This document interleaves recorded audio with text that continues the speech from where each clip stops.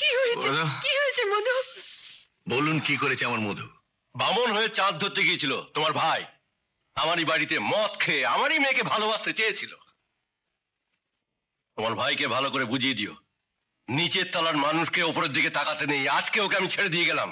ভবিষ্যতে কোনোদিন যদি আমার মেয়েকে বিরক্ত করে, তাহলে ও লাশটা চিতে উঠিয়ে দিয়ে তারপর আমি তোমাদের খবর দেব। কি হয়েছে রে মধু? কি হয়েছে তোর? ওদের ওদের বিশ্বাস করো, আমি মদ খাইনি। ওদের ওরা আমার ওপর, ওই জমিদার বাড়ির মেয়ে আমার ওপর প্রতিশোধ নেবার জন্য দেখো আমাকে আমাকে কিরম মেরেছে। এমন ভাবে মেরেছে তোকে?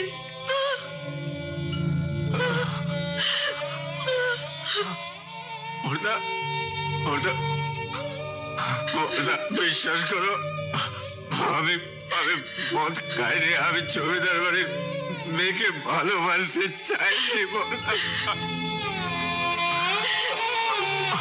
ওরে, এত বছর ধরে তোকে কোলে পিঠে করে মানুষ করেছি, সবাই অবিশ্বাস করলো, আমি আর তোর বৌদি তোকে কখনো অবিশ্বাস করতে পারি না রে, কখনো অবিশ্বাস করতে পারি না।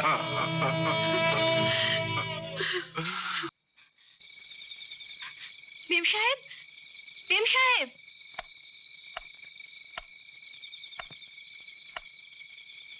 কিছু বলবে? সেদিন প্রথম দেখাতে আপনার সাথে কথা হয়নি, তাই আজ আপনার সাথে কথা বলতে এসেছি। তোমার সাথে কথা বলবার মতো সময় আমার নেই। তা থাকবে কেন? আপনার বাইরেটা খুব ফর্সা, কিন্তু ভেতরটা তার চেয়ে অনেক অনেক কালো। একটা সহজ সরল ছেলেকে ছলনায় ভুলিয়ে মিথ্যে নাটক করে আপনার বাবাকে দিয়ে যে কটা চাবুকের আঘাত করেছেন, ইচ্ছে করছে ঠিক ততগুলো চাবুকের আঘাত আপনার পিঠে এঁকে দিই।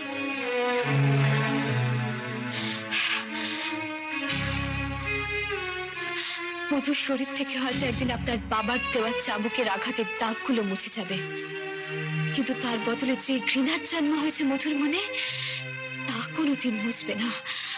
মধু আপনাকে ঘৃণা করে, ঘৃণা করে। তুমি ওই ছোট লোক মেয়েটাকে কিছু বললে না? তোমার বাড়িতে এসে তোমাকে লম্বা লম্বা কথা শুনিয়ে গেল, আর তুমি কিছুই বললে না।